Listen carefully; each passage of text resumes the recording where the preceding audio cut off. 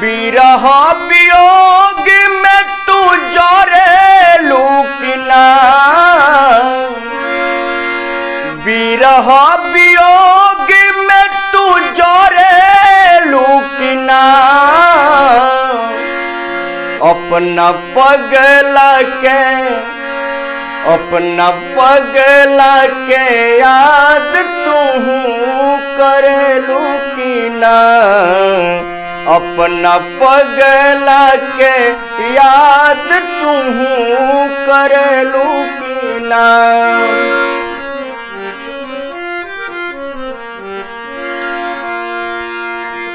कायब कहीं बोला अपना नसीब के, घर तू जाड़ दिहलू ऐसन गरीब के।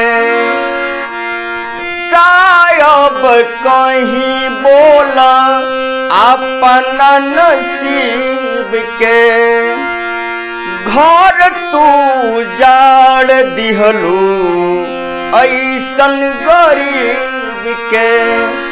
जैसे हम हरी वैसे हरेलू कि ना, जैसे हम हरी वैसे हरेलू कि ना, अपना पगला